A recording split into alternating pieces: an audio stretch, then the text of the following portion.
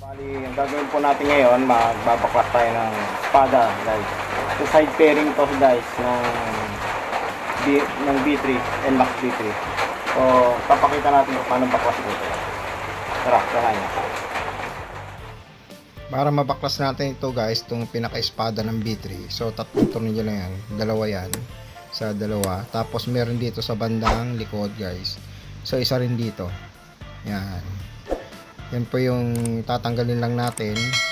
Tapos gagamit ka lang ng Allen wrench na number 4. So 4mm po siya ang gagamitin mo. So tara guys, let's go. Tanggalin natin guys. So mula dito guys, tanggalin po pakaliwa, dito na ng pakaliwa yan yung tornilyo na yan para mabaklas.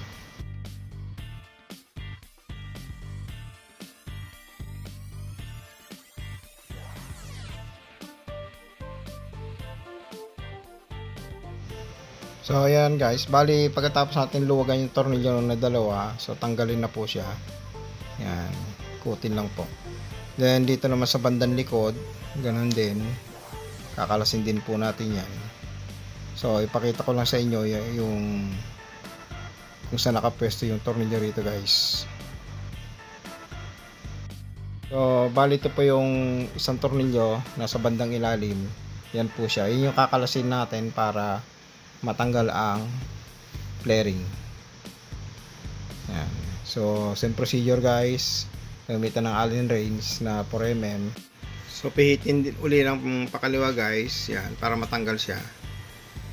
So yan, pag maluwag na, kamay na lang ang pag-ikot.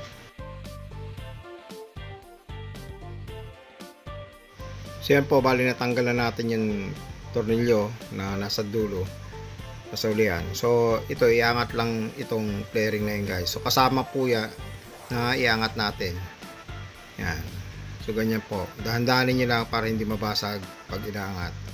Yan, bali nakaklip lang po yan hanggang dun sa unahan guys, nakaklip po lahat yan. So unang babaklasin po yan guys, yung sa bandang taas. Ngayon kung matigas po yung sa bandang unahan, gagamitan po natin yan ng panikwat guys, yung dito sa portion na to. So yan, kumuha lang kayong panikwat guys. Kahit plastic po na ano, pwede po yan, basta may medyo matigas. Yan, sikotin nyo lang na ganun para umangat siya. Yan. Sa banding itaas, puro nakaklip po lahat yan. Yan, so kailangan mo lang talaga dandanin. Tapos bandang baba naman guys, meron yan male na clip na nakatusok dun sa female. Meron siyang male plug guys na nakatusok dyan. So ito yan guys, yung mga male plug na nakatusok. Yan. So bali 5 po yan. So ito yung female na kinakabitan niya na may goma. So 5 po lahat yan guys. Yan. So yun po, 4. Bali 1, ito yung isa, tapos yan, yan isa, 2, 3, 4, 5. Bali 5 po yan guys. And then ito 2, 3, 4, 5 yan. So magkakatapat po yan guys. So ganun lang kasimple yung pagbaklas guys ng side flaring na espada ng NMAX B3. So sa kabila po guys, ganun din yung ginagawa. Kung anong ginawa natin dito sa left side, ganun din sa kanan guys. Kung halimbawa magpapalit ka ng spark plug, check ka dun sa kabila din, ganun din po yon kung paano baklasin. So same procedure lang guys. Yan, may mga pin po yan, may mga clip. Yan lang po iingatan mo na dapat wag mababali, kasi once na nabali ang kanyang clip na yan guys, hindi na akma rito yan. So yun yung magkakaroon na ng awang yan, at kakalampag na po yung pinaka side flaring mo. So yan yung maiingatan mo guys. So ganun po, bali ang pagbabalik, same procedure, itutusok mo lang yung male plug ng flaring dun sa female, unahin mo sa baba, tapos huli mo yung sa bandang taas pagkabit. So ganyan po siya guys, bali tulak mo siyang ganyan, yan po. pag okay na, didiin mo lang siya ng bagya. Yan, dahan-dahan lang hanggang sa kumapit siya. Ganun din sa bandang taas. Yan po. Ganyan lang ang pagbabalik ng side flaring guys ng NMAX B3.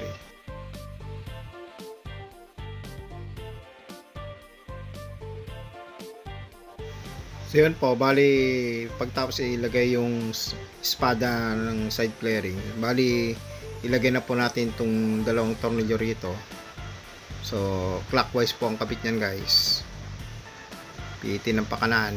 Yan. Tapos higpitan ng Allen wrench na 4mm. Yan. So bali dalawa po yan dyan.